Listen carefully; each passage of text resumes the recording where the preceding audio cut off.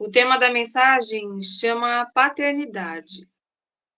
E hoje nós entendemos e amamos todos os atributos de Deus. É muito fácil falar dos atributos do Senhor. Deus é amor, Deus é alegria, Deus é um Deus de paz, Deus é bom o tempo todo. Mas tem um atributo que até hoje é tão especial, tão essencial, mas que muitos de nós ainda temos muita dificuldade de entender, que é a paternidade de Deus. Por que esse tema é tão difícil para alguns? Porque a paternidade de Deus é tão pouco falada assim, por causa da cultura do nosso país. A gente vive numa nação onde se vive ainda a bastardia, ou seja, uma paternidade falida. As pesquisas dizem, apontam um número assim muito triste, assustador. Um levantamento do ano de 2022 diz que mais de 164 mil crianças foram abandonadas pelo seu pai ainda no ventre. Imaginem hoje, em 2024. Infelizmente, essa é a realidade que nós vivemos aqui, principalmente aqui no Brasil. Eu pude entender que essa realidade nos faz transferir esse modelo de paternidade falida para Deus, que é nosso Pai. E aí fui pesquisando, fui estudando, e quando eu vejo as pregações, os pastores falando, nos preletores, que essa mensagem falou primeiro ao meu coração, hoje eu pude ver, sentir, porque eu entendo disso. Eu tenho um pai, tenho o nome do meu pai na certidão de nascimento, só que ele não é meu pai biológico. Então, por muito tempo eu vivi com esse sentimento. Por quê? Porque o meu pai, que não é o meu pai biológico, viveu comigo muito tempo, me criou muito bem, até a minha mãe separar dele. Ele foi embora e não quis mais as filhas na sua vida. Ele simplesmente foi embora. Eu tinha um pai que me criou com amor, mas de repente não quis mais saber. Eu tenho contato com ele hoje. E foi bem no comecinho, saindo da adolescência, daquele momento crítico, sabe? E aí, o amor de um pai sempre fez falta na minha vida, porque de repente eu tinha um pai e depois me vi sem. O meu pai biológico, eu não sei quem é, minha mãe não fala. E agora, meu pai que me criou, nem lembra muito que eu existo. E a gente tem o costume, que nem eu falei, de transferir esse sentimento, esse abandono para Deus. A gente lembra que Deus é amor, Deus é lindo, tantas coisas maravilhosas Deus fez, mas quando se fala de que Deus é Pai, aí você lembra, você transfere o seu Pai terreno, todas as coisas que Ele te fez. Muito tempo eu vivi com isso, mas Deus me curou. Deus me trouxe a memória e talvez queira curar alguém hoje. Em Jeremias capítulo 1, versículo 5, diz assim: Eu o conheci antes de formá-lo no ventre da sua mãe. Então, ele lembra de você, ele te conheceu antes mesmo dele te formar. Como que a gente consegue não ter essa visão de um Deus que é pai? Mas me chamou muita atenção uma história, uma das, né, que relata muito bem o cuidado de Deus, a paternidade de Deus. Essa história passa com os israelitas que foram libertos da escravidão no Egito pelas mãos poderosas do Senhor, e a partir daí eles viram com seus próprios olhos a glória extraordinária do Senhor e tantas maravilhas. E Deus, nesse meio, promete uma terra a eles. Quando eles se aproximaram da terra que Deus tinha prometido, o Senhor chama Moisés e dá a instrução para ele separar 12 homens para ir lá e observar a terra, para trazer os relatos. Quando eles voltaram, 10 deles disseram: Realmente a terra é maravilhosa, é uma terra que mana leite e mel, é uma terra muito boa, porém, eles disseram no meio de todos que não tinham como conquistar essa terra. Era uma terra que havia muitos gigantes. Se eles chegassem até lá, com certeza eles iam ser aniquilados, eles não tinham chance nenhuma. O que levou o povo a murmurar e se rebelar contra Moisés e desagradar a Deus, porque era uma terra que Deus tinha dado como herança. Deus ficou tão triste com a desonra que eles tiveram, com a falta de confiança, que Deus castigou. Todos os que tinham mais de 20 anos, por causa desse pecado, da murmuração, da falta de confiança, eles não iam entrar na terra que Deus tinha dado por herança. Eles iam morrer no deserto. Somente Josué e Caleb, porque eles confiaram em Deus. Eles trouxeram até um fruto. A Bíblia, na minha versão, não diz, né? Mas eu já ouvi muitos relatos que era um cacho de uva imenso, tão grande que precisaram de dois para carregar. Um só não dava conta, para mostrar a grandeza da terra que Deus tinha dado. Mas por que eu estou contando essa história?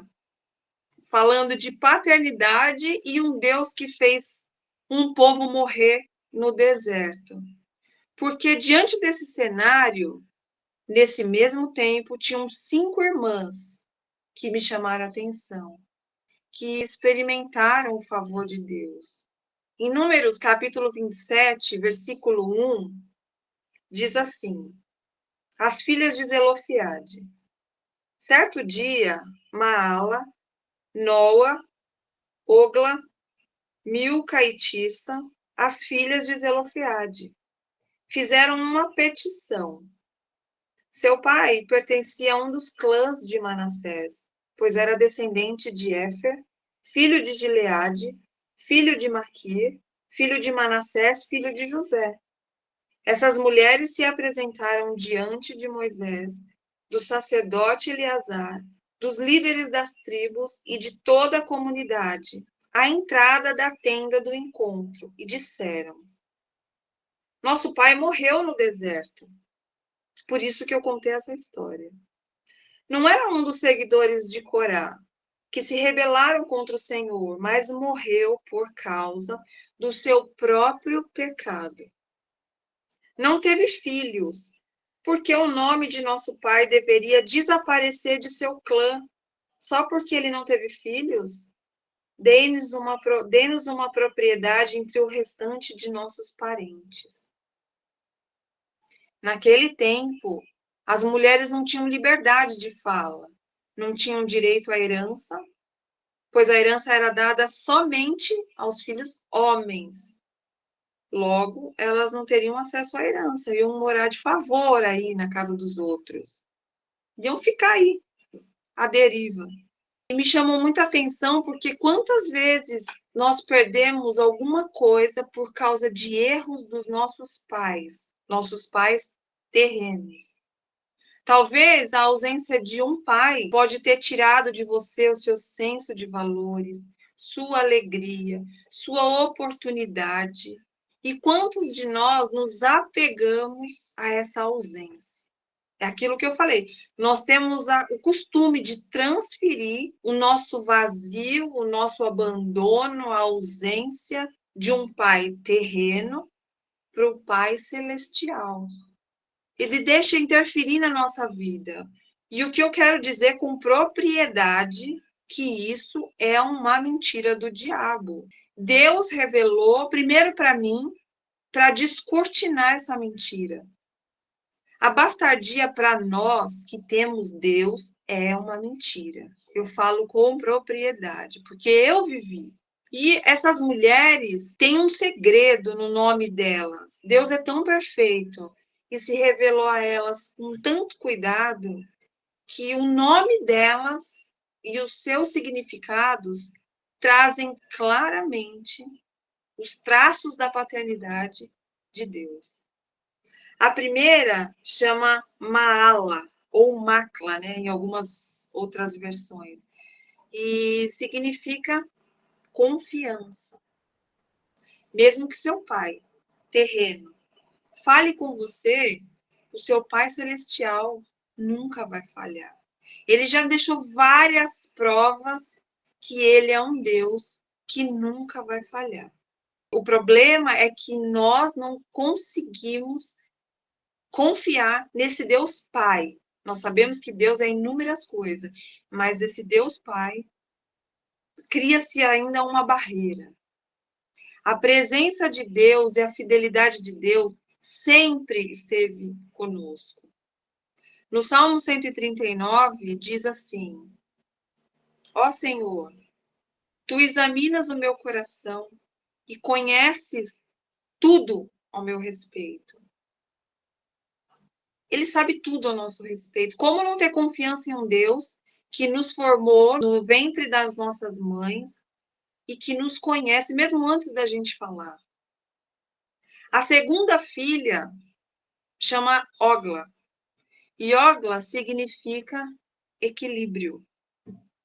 Equilíbrio, eu creio que é também um dos frutos do Espírito Santo quando se diz que temos que ter domínio próprio. Uma pessoa sem equilíbrio, sem domínio próprio, é muito complicado. Se alguma atitude do seu pai te fez paralisar, tirou o seu equilíbrio, Deus está falando que é aquele pai que destrava o seu caminho e te dá equilíbrio. Te coloca de volta no caminho que precisamos e ele prova. Em Salmo 119, versículos 105, diz assim: A tua palavra é lâmpada para os meus pés e luz para os meus caminhos. O equilíbrio de Deus nos faz, quando estamos saindo do prumo, ele puxa de volta, ele traz de volta. Ele é o caminho que precisamos, ele é o equilíbrio que precisamos ter. A terceira filha chama-se Milca, e Milca significa autoridade. Deus deu autoridade àquelas 5 mulheres, e elas sabiam disso, porque naquele tempo elas não tinham voz de fala, era tudo muito complicado, era um tempo onde a lei tinha que ser cumprida à risca. Para falar com Moisés, não era fácil, apesar de Moisés ser um homem manso, um homem muito calmo, tranquilo.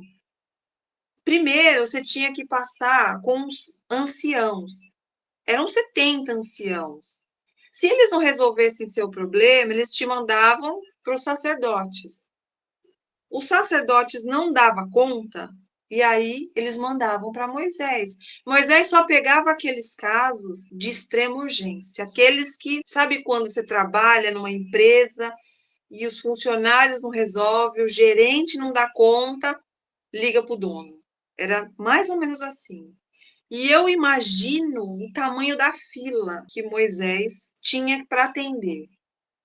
E ela chegou, ela não marcou, ela passou por todo mundo, pelos anciãos, pelos sacerdotes, e chegou até Moisés, chegou na tenda do encontro, na frente de todo mundo, para reivindicar a sua herança. Elas falaram diante de Moisés e toda a sua congregação. Isso significa autoridade. Elas sabiam quem era o Pai Celestial. Elas entendiam quem Deus era. O Pai que nunca falhou, que nunca se ausentou. Por isso elas foram reivindicar a herança.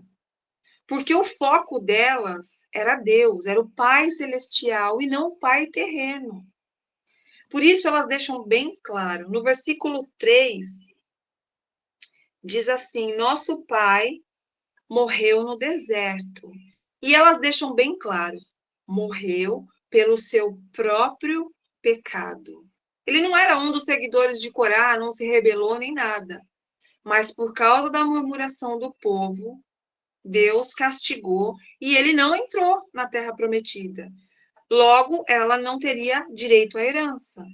Se fosse outra, estaria chorando, se lamentando por causa do pecado de seu pai. caiu sobre mim e agora eu vou viver aí. Eu seria assim, mas não. Ela entendia que Deus era pai e foi lá e reivindicou. Não deixou a descendência acabar, porque ele não deixou filhos. Mas o que era para ser uma desgraça na vida delas, Deus fez uma reviravolta. Porque Deus se revela com uma paternidade perfeita. A quarta filha chama Tirsa e significa prazer. Essas irmãs chegaram lá com a cara e com a coragem. Em um tempo onde as mulheres não tinham voz de fala, como eu falei, no meio de toda a luta, de todas as circunstâncias, se o desprezo das pessoas quiser nos silenciar, Deus está falando que Ele nos dá voz, porque Deus encontra prazer em nós. E elas não estavam só pedindo a herança, elas eram ousadas. Elas chegaram lá para reivindicar a herança, as terras, e elas queriam ainda que mudasse a lei. Nós, às vezes, pensamos, não sei fazer nada, não sei cantar, não sei falar, não sei interpretar, não sei fazer coisas grandiosas. Mas mesmo assim, Deus sente prazer em nós. Quando Jesus foi batizado lá no Rio Jordão, o céu se abriu e Deus falou com ele. Disse assim: Esse é o meu filho amado, em quem eu tenho prazer.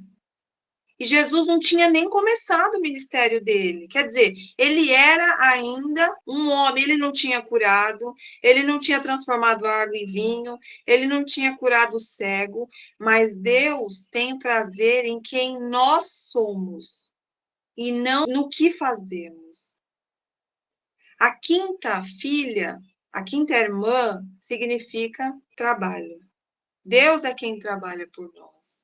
No livro de Isaías 64, versículo 4, diz assim: Ele é o Deus que trabalha para aqueles que nele esperam.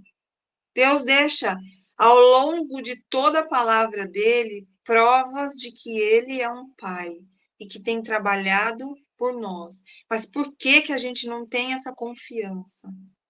Por que que a gente passa a vida inteira procurando em homens, em pessoas, uma coisa que só Deus pode suprir? No Salmo 121, 3, ele deixa claro: digno de um pai, ele não deixará que você tropece. Aquele que te protege não cochilará. Isso é digno de um pai. Só um pai está presente, nem dorme quando o filho está precisando de alguma coisa. Significa que ele trabalha a todo tempo para te proteger.